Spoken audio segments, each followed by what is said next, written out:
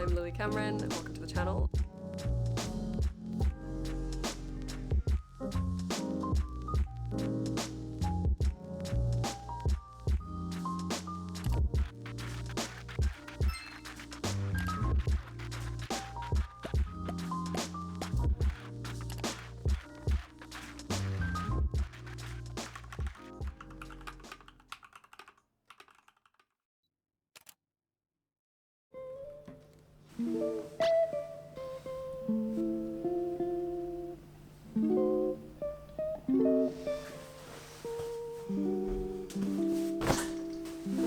Good morning, how are you? Welcome back or welcome to the channel. It's Lily. We're going to be doing a little bit of a study with me vlog. This is my first day of bench, and so I have 2 weeks to fit in as much studying as I can. I'll go over what I'm studying, how I'm studying it, techniques, all that kind of stuff. We're doing design basics. We're going back to basics here, fundamentals. Before we get into the studying, let's get some breakfast, do a little bit of a morning routine, get ready for the day. Yeah, don't forget to like and subscribe. Let's get studying.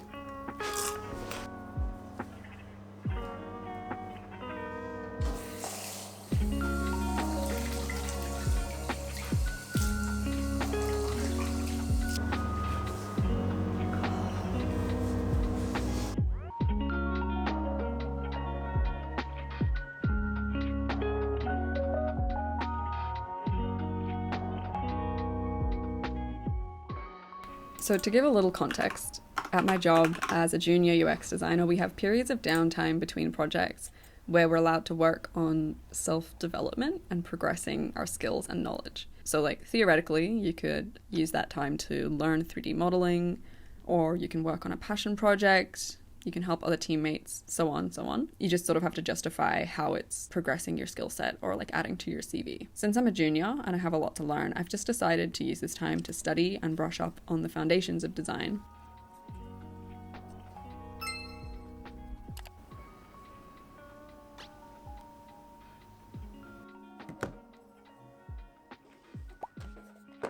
So the way I'm approaching this study session is in 3 steps. Number 1, study design concepts and tips and try to recall them without looking. Then to the second stage, I want to research. So I'll look through a bunch of different examples of UI design online, and I'll start comparing A to B and trying to give reasons why one is a better design than the other.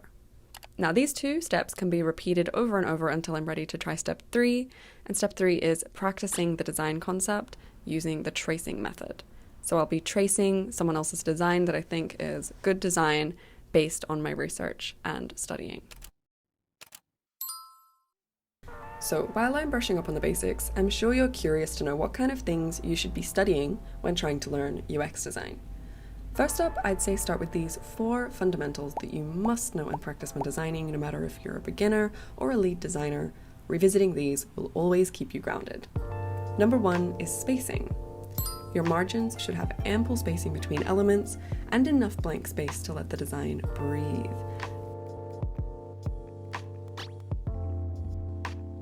Number 2 would be hierarchy, deciding what's most important and what comes after that and what comes after that, and so on.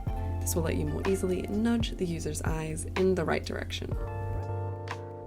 Number 3 is colors. So, of course, colors have so many meanings to us culturally: red, stop, green, go.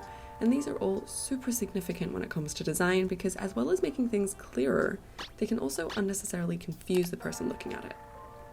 And lastly, consistency. Making sure all your pages have the same look and feel, all your headings and fonts are the same, all your primary buttons are the same color.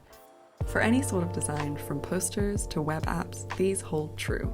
Designs with enough spacing, important information first, impactful use of primary and accent colors, and consistency throughout will always look polished and professional.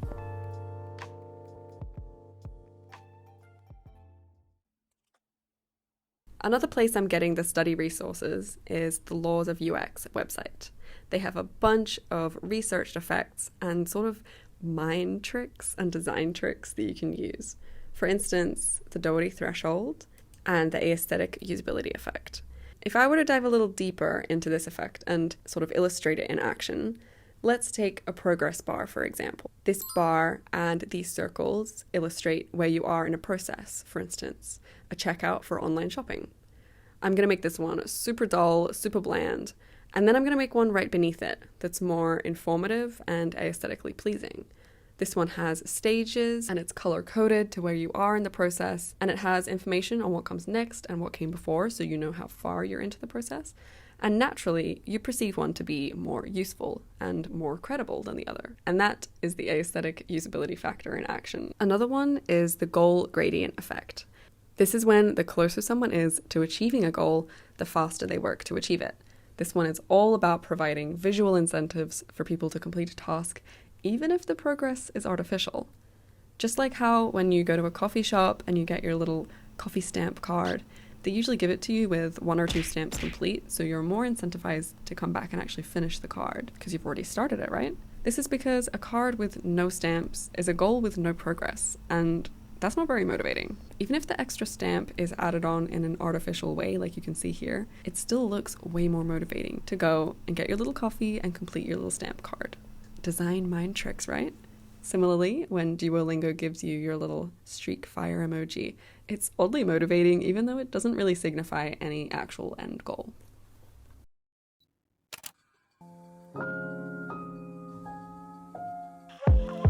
Okay, I'm gonna take a break. I think I'm just gonna walk down to the park. It's really sunny all of a sudden, so I think it'd be nice to go read my book. This month in book club, we're reading Never Let Me Go by Kazuo Ishiguro.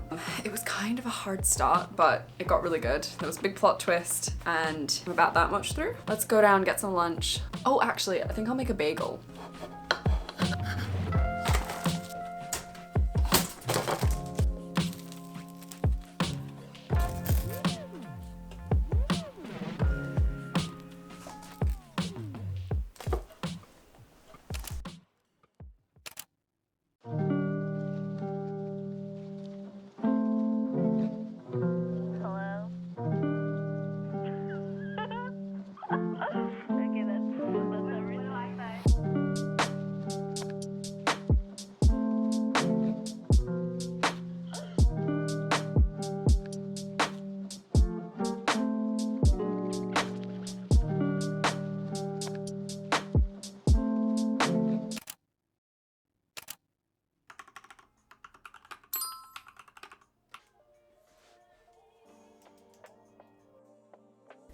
Now it's time to research some reference designs and start comparing what designs are good and what could be improved from what we've learned so far.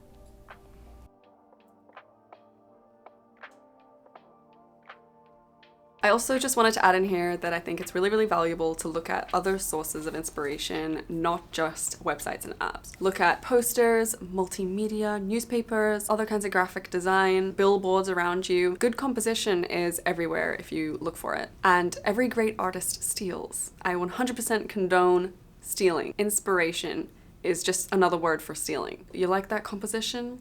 You take it. You like that element over there? You take it, you put them together, and it's magic. For legal reasons, that's a joke.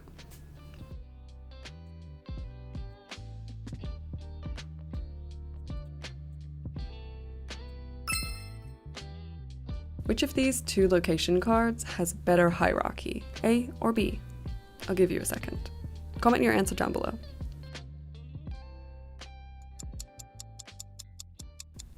Okay, it's B. If you didn't say B, you clearly skipped the previous class. It's detention at lunch, babes. That was the easiest question. Why is it B? Because there's better spacing and grouping of different elements, the title is larger compared to the smaller description, and the size of the icon is not overpowering any of the information. Let's do another. Which of these 2 food tabs has better color structure? I'll give you a second. It's B again, because there is a much higher contrast of the text against the background, which is better for accessibility for people with vision impairments or the like. And the text is a different color from the logo, which again separates information. One more. Which profile card has better spacing, A or B? A, because similar information like the name and the role is grouped together. Friends is separate. And it's clear what information relates to each other. There's also ample padding and spacing from the elements to the border. That was pretty fun. I feel like I'm hosting a quiz show. Cash or no cash?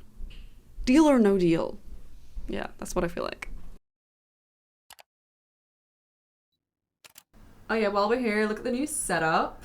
If you haven't already, go watch my previous video.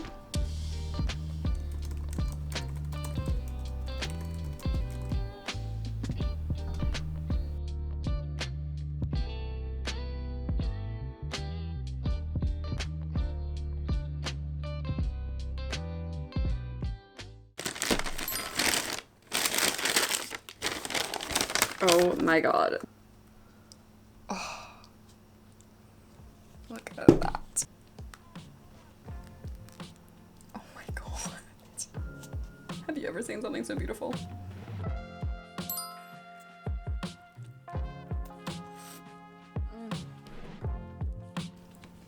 Mother of God.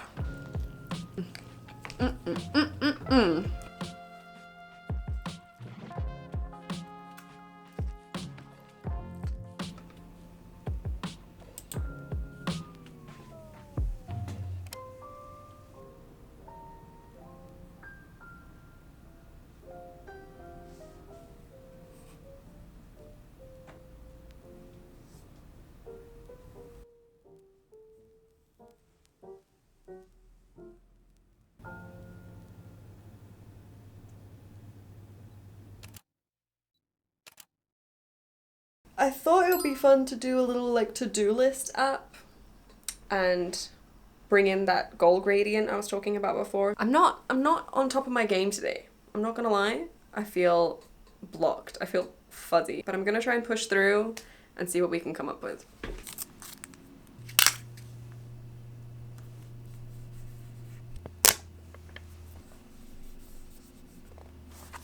For the tracing task, you want to study the reference image that you've chosen and trace over the elements in the design. This could involve matching fonts by eye, creating a color palette, or even picking similar icons. Try to keep as close to the reference image as possible so you can truly start to understand how the design was put together in the first place. You could simply draw over it or set up a little workspace for yourself and try a more structured approach like this, where you've got your reference design on the left, a place to trace over it in the middle with the opacity low, and a place to drop your design in once you're done.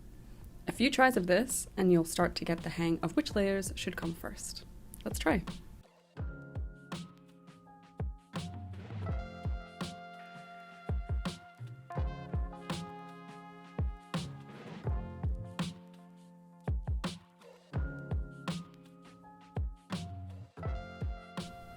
There you go. I forgot the nav bar and the icons and the black screen at the top. I'm just realizing I forgot all this now. I got a little bored, but aside from that, pretty close. Tracing this way gives an insight into how other designers approach things, and it can sometimes lead to learning some cool techniques that you otherwise wouldn't have thought of. So that is as far as I'm gonna get with the tracing.